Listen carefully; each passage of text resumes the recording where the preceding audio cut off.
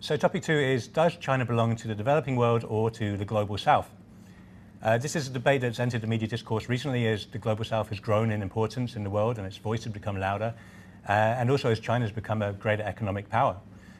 We have an article here from Foreign Policy in which an argument is made that China's sheer size, high levels of GDP, trade, investment, and increasingly innovation and successful military modernization mean that it now qualifies as a great power. By definition, a great power cannot be part of the global south. Now, the idea that China is not a member of the global south was strongly refuted by Foreign Minister Wang Yi at the press conference on the sidelines of the 2 sessions. He referred back to the shared history of being subject to colonialism in particular. But Professor Liu, China has become a huge economic power over the past few decades, the past 45 years. Is it still fair to say it's a member of the global south? I think when we make the decision which country should belong to the global south, is not only from the economically result. We know that China's GDP is the second largest. Also, there is one big power in the economic development. But this is not the single or only one requirement or criteria to make judgment, because it's a complexity or combination of different categories. For instance, political system, from the economic system, culture, education, healthcare, also the infrastructure in different fields. So it's a combination of different factions and factors, not only from GDP figure. From GDP figure, China, okay, it's superpower. It belongs to the second largest. There's no doubt. It's not a developing country, but actually China is really a developing country. We cannot say China or look at China only Beijing, Shanghai, Shenzhen, or even Wuhan. Nowadays in Hangzhou, we can say that's so well developed from infrastructure, from education, from healthcare. That is also already very modernized. But China is really a huge population, unbalanced development in the past 40 years. If you go to western part of China or even middle part of China, southwest part of China, you can see big difference with this first tier the cities. So that's why we say, generally speaking, that China is still a developing country. Thank you. That's a fascinating perspective. Cheng, you've spent a lot of time talking to people, interviewing people in the global south, from ordinary people to officials, politicians. Do people you speak to think of China as a member of the global south? Oh yeah, definitely. Especially, I went to some African countries and talked to a lot of African scholars, African people.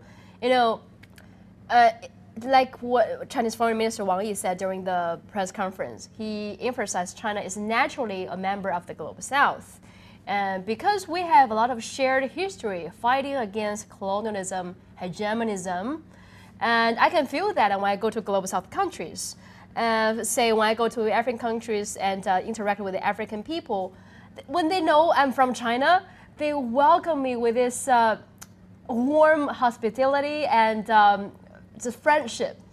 Because you know what? This friendship started not just in recent few years. Some countries demonize the BRI project, thinking it's just a rich China go to buying up Africa. But to African people, it's not, because this friendship can go back to the 60s, the 50s. And back then, China itself was very underdeveloped and still invest what it had in building this Tazara Railway, which is the railway connecting Tanzania and Zambia. So for that friendship, Global South people really value China as forever as their brother. So of course, with this shared history, we are always a member of Global South. We also have a common goal in the future, which is building a fair world order, which is fair to the Global South developing countries. And China also promised China will always be the pillar of the justice, speaking for the justice of the Global South. So that's what I feel as someone from China traveling to all those Global South countries. And also I agree with Professor Liu mentioned, this GDP, you cannot just judge how developed this country is just based on this average income or GDP, as we know from some developed countries. GDP is high, average income is high, but does that mean everybody have life is much better, or the money is controlled by just maybe 12 people? So in China, I think from the work report, it's really very, very clear. China wants to reduce the gap, the wealth gap between regions and also between people. China committed to invest more money in developing the rural regions to make sure the development fruit can be shared by everyone in this country. So for that reasons, I think China is definitely the member of the Global South. Professor Li, in pure political terms, why is it important for China to be seen to be part of the Global South? My view is to call the things in a real name. China is already a second largest economy. China's GDP per capita already make a significant change. Look at just 20 years ago, 30 years ago. So I have the reservation with this kind of narrative. I think that it's not the right way to approach the global tensions. So again, this is my view. I understand. Chinese constantly think they were still developing country, but I think from the outside world, whether global South or whether Western country, they just confuse with that term. Mm-hmm. So developing countries, Global South members, Professor Liu, are happy to work with China, cooperate with China, work as partners under the Belt and Road, under the 3 global initiatives within BRICS, within SCO, and China is happy to work with them. Does the label of Global South really matter? Yeah, that's a good question, but that shows that China is a country that with full responsibility. As we always mentioned or announced that China is not only working for our own prosperity, we hope that to help the rest of the world. That's why China has enough efforts and power that to establish different organizations like BRICS or like some Shanghai 20 or other organizations to make all this investment along the Belt and Road Initiative. All this is just to try to make that the rest of the world that at the same time with the common prosperity with China, because China will not like to wait or to waste the time or to wait for another 20 years that when the other countries come up. No, this is not the principle, not the way of, or not the Chinese philosophy. That's why China is always trying to make the same progress with the rest of the world. That's why China that has made extra effort. Even we know that for Belt and Road Initiative investment is huge. And also we have an infrastructure project. We have AIIB, this banking financing systems also to support all these projects. That's for the purpose that we hope that the global South can come up together with the same speed, the same prosperity. Like President Xi Jinping said that no country should be allowed to be left. That means exactly like the domestic in China, that all these extremist poverty people that should be also eliminated, should be reduced. No one allowed to be left. This is the similar policy that when we out towards the outside of China. So does not mean that China has strong enough as already developed country, because China has spent its money, spent its effort to save for the rest of the world. So this is the different way as the United States they had. And also all this assistance and the project that China has proposed has no any political preconditions or political requirements on the local governments, just for the benefits and how to improve the living standard of the local people. Because why we do say, many countries, even they say that China is quite stupid. You say you are not so totally real rich, but you still spend a lot of money for the rest of the world. For what reason? Because China has similar sovereigns before, 70 years, 80 years before that, from the colonialism, from the poverty, from the suppression by the imperialism. So we know that the sufferings and the disasters that people are having.